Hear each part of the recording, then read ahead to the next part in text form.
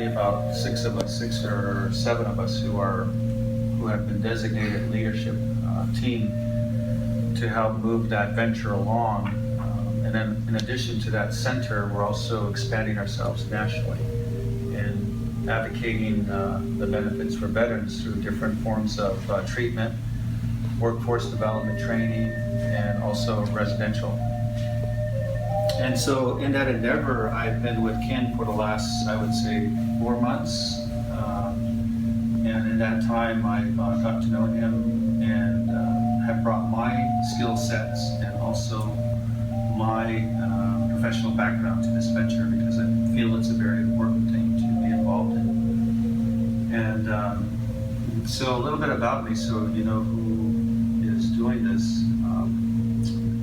My name is Ron Interpreter, and I'm originally from a community up north called Forest Lake on the Navajo Nation.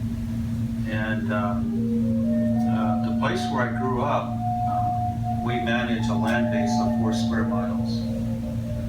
And if you can just imagine 15 families managing anywhere from 4 to 8 square miles, and each of these having homesteads. So that's how rural the area is where I grew up.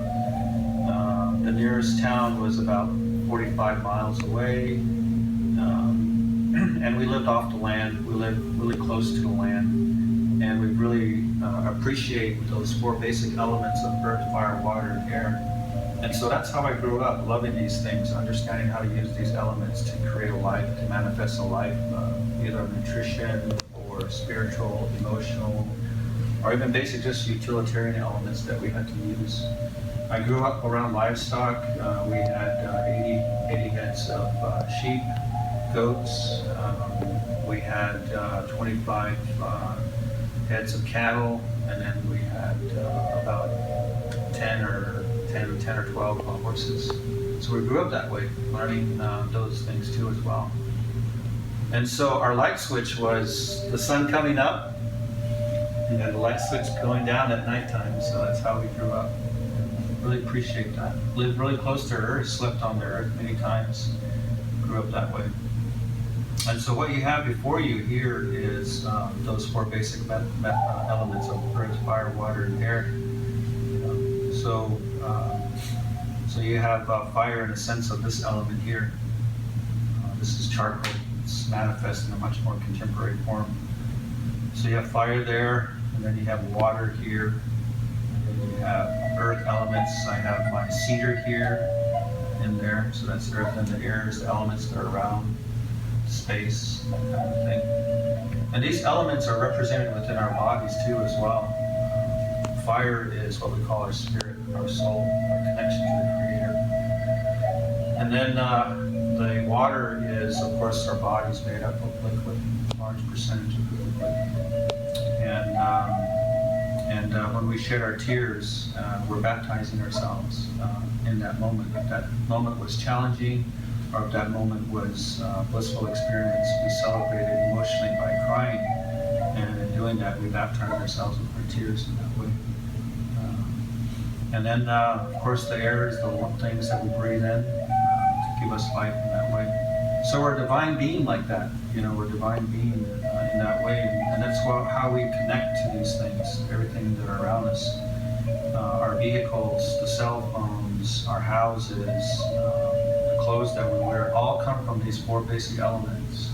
Glass itself is a liquid, manipulated to the point where it serves its purpose. The electrical wiring in the cell phone, there's a sense of those 4 basic elements associated with it. So we are taught to be very mindful of these elements, and in turn, when they manifest into our life of who we are, and they become utilitarian elements in our life to create a life, then we have to have that psychology of where it came from, how we manifest it, how we have to ensure its responsibility to us, accountability to us. So we're very appreciative, the word is gratitude, that we can manifest in our livelihood for our children, for ourselves, for our community in that way. So it comes full circle like that. And Ken has asked me today to offer a blessing on our behalves for your journey, for the potential relationships that we have. And so I'm going to do this in a way that I would do a corporate training, corporate strategic planning, or corporate team building. My background is very diverse. I have many experiences. One of those elements is working with corporations to do business management, everything from marketing, employee training, team building, strategic planning. All of those elements I'm very familiar with. Helped tribal communities, tribal governments. I've also helped out tribal enterprises structure their business strategies to produce the products and services that they need, and also to retain customer service. So I'm very familiar with that. And so I'm going to come from that mindset as we're here, at the same time finding ourselves individually in that sense. My understanding of a community, a business, or a team is that it comes down to the individual. A team is just a multitude of individuals. And so in order for us to have the same understanding, compassion, there's these things called mission statements, creed statements, business statements, strategic objectives. There's these things that help glue us and bring us together. And from these objectives and mission statement, then we create the management team, the elements that are necessary, and then we delegate those duties out to tasks to be able to perform what we need to do. But we're always staying true to that mission, to that purpose. And that's what we need to do in our lives too. There's these things that we call moral compass, principles, things that we value in our lives, things that we can teach to our kids. Those are the guiding elements. And then as we talk to those things, we then manifest it in our lives. And then we share those experiences individually. My grandparents were both missionaries and Navajo practitioner ceremonies.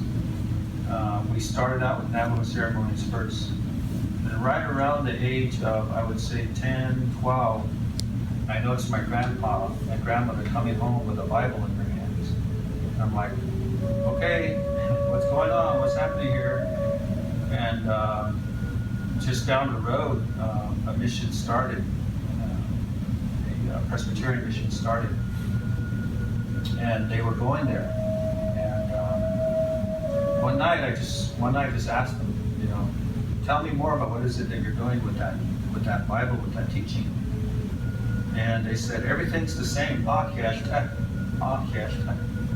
The word of the Creator is always the same. It's not until man's understanding, interpretations, and life experience that adjusts that message to where it'll benefit their individual endeavor. And sometimes ego gets in the way. And as a result, they validate that experience, and as a result, it affects people that way. But at the body of that message, they're all the same. I said, okay. They said, you have to understand that. They're all the same. And so over the years, I've really come to appreciate the basic elements in all of these traditions. And I think that's why it brought me here in the Wellness Center. I have all kinds of teachings here. A lot of friends come from different backgrounds, Buddhist, Jewish, you name it. But we all talk about those same things. And my grandparents taught me that Jesus himself as a spirit at one point in time went to the church and also had a disagreement on how that was being done. So there's spirituality and then there's religion. So I'm going to come with that understanding that this is spirit, that we're all coming here for that same purpose.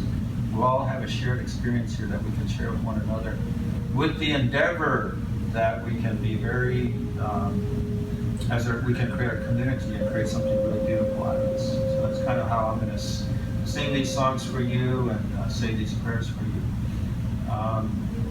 A little bit about Blissful Body. You've learned a little bit about Blissful Body here in terms of all the different services that we're providing. Blissful Body is a nonprofit organization, and so Patty and Doug has created this space so that a lot of us practitioners can come in, provide our services. And the services that we're providing are very much client-based, meaning there's a client base that we all bring into this area. It's not so much of a massive clientele that we're looking at. What we're talking about with the Veteran Center, that's more of a massive capacity of delivering services. Here it's very simple, it's very organic, it's very individual based. And the purpose behind Blissful Body is what we all seek in life, is to eventually be our own practitioner in our own well-being. So every client that comes through this door, they have access to multiple services, either on the individual level, or they can create a plan specifically for them by working with different practitioners. The idea, our hope, that each one of these practitioners, our hope is that when that person comes in, we teach them enough to where they become their own practitioner, that they become their own person to manage everything that they're doing. So that's our hope. Our other hope is to create a conscious community, a wellness community here in the Phoenix area. It's starting to happen. Phoenix is starting to become the hub for a conscious community that's being created here. So we're very excited to be a part of that. And in addition to the wellness center that you have here, you also have the city farms over there. Unfortunately, we can't share that right now. It's still being built out, and there's certain criteria that Doug and Patty have to have in order for us to do a full-on tour. But I want to let them know that you guys may be interested in that, and maybe we can set something much more appropriate later on in the future so you can see what that's all about. And that's what Jaka, that's his responsibility is. So that's the Blissful Body, and we're open to love offerings. We're open to contributions. That's just our way of giving back to the center to maintain it. So in your own way, you can give of yourself in that way financially. It doesn't have to happen today. There's some information out here we can give to you, and you can make that as you go. But for purposes of today, I'm going to open up this section by having you folks put stuff here on this altar. It could be your keys, it could be a bracelet, and the energies and the synergies that go into our session today will go into those items. And then as you leave, you'll have that as an element on you, and it'll resonate with you in that way. So as you do that, I'm just going to explain this bag, and then we can get right into it.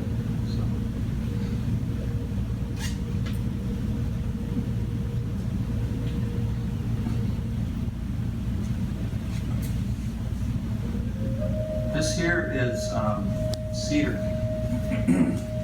It's a plant.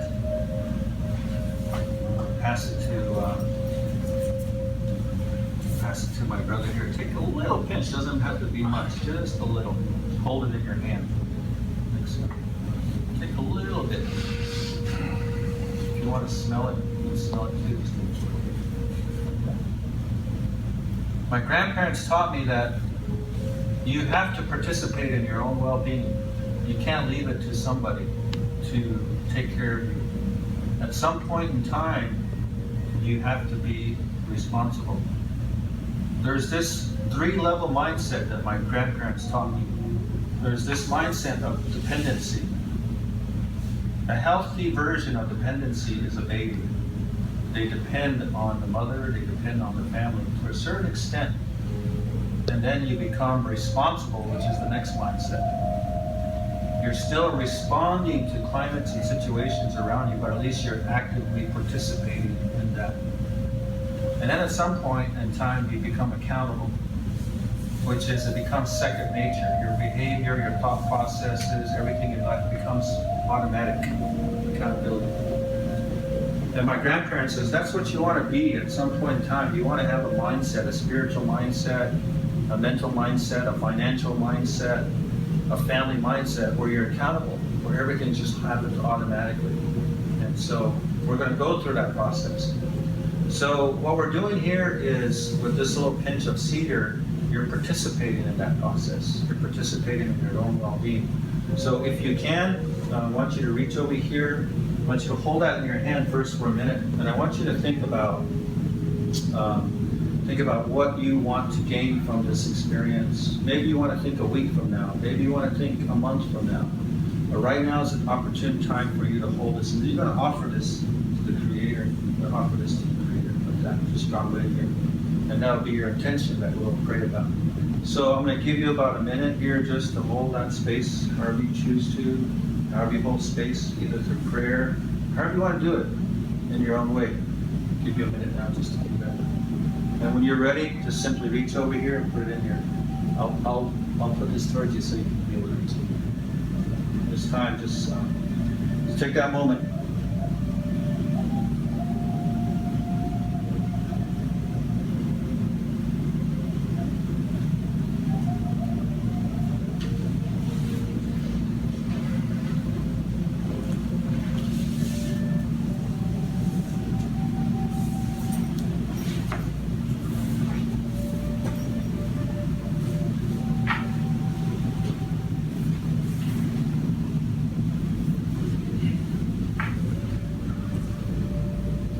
Now we can all share in your consciousness too as well. When we come together as community, we resonate together. And when we resonate together, everybody shares in that experience. Everyone benefits from that experience. So at this time, whatever your intentions were, we share in that too as well. And so what I'd like to do is explain this little cedar here. It comes from the Four Sacred Mountains in Navajo. Navajo Nation has 5 sacred mountains. There's 4 on the outside, and there's actually 7 inside. All together makes 7. And so as a family, we practice that way, and we share that experience, love, laughter, expressions. We prepare all this stuff, and we give it out to my kids, and wherever they go,